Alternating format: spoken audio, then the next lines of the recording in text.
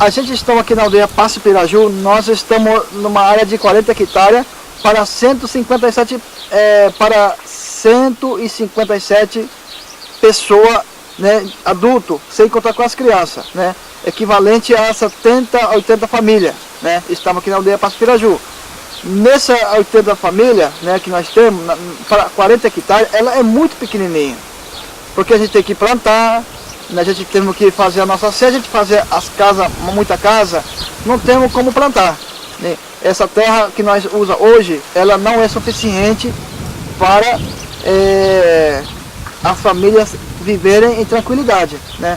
A nossa situação, ela é precária, né? Pelos órgãos públicos, né?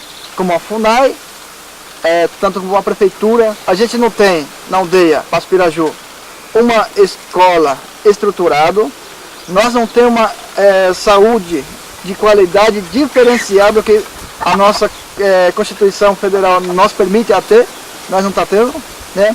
A gente não está tendo uma água potável, né, de qualidade, que possa melhorar a nossa vida de dia a dia. Esse termo de ajustamento de conduta, sem esse termo, né, a gente vive ameaçado, né? Porque sem andar esse termo de compromisso, sem ele andar, nós corre risco de um dia nós ser despejado, né? Por mais que nós tenhamos algo implantado aqui na aldeia, mas nós sabemos que a bancada dos ruralistas, eles são fortes, né?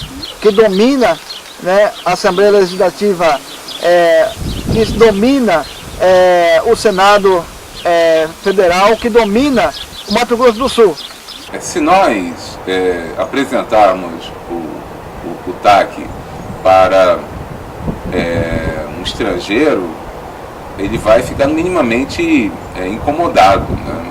Porque nós tivemos no Brasil 3 prazos, né? Em relação aos caiuás são 3 prazos. Em 73, nós tivemos a edição da Lei 6.001. Teoricamente, em 78, você teria as terras indígenas demarcadas. Posteriormente, nós tivemos a Constituição, o estabelecimento do mesmo prazo de 5 anos, né? E no caso dos Kaiowá e dos Guarani, nós temos ainda um compromisso adicional, ou seja, um compromisso adicional ao mandamento que a Constituição estabelece, justamente para garantir plenamente que esses direitos fossem, sem dúvida, né, cumpridos. Ou seja, só para frisar, os mesmos direitos que deveriam ter sido cumpridos em 78, os mesmos direitos que deveriam ter sido cumpridos em 93, foram ainda levados a esse instrumento que foi celebrado em 2007 e mesmo assim não foram cumpridos. Então isso demonstra que é algo absolutamente inconcebível, né? E também é inconcebível, infelizmente, a lentidão do judiciário em reagir a essa afronta constitucional, uma vez que o judiciário foi igualmente provocado em relação a isso.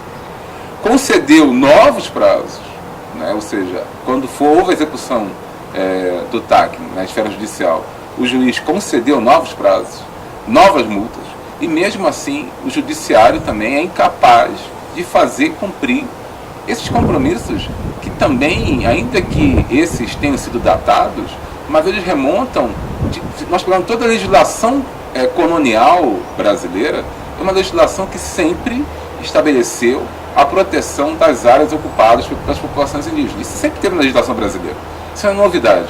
Agora, ou seja, nós estamos tendo incapacidade de fazer cumprir uma legislação que pontualmente, aqui e ali, né, ela já tem essa previsão há quase 300, 400 anos. Isso realmente o mínimo que nós podemos fazer é que efetivamente é uma tentativa, né, de literalmente de extermínio dessa população.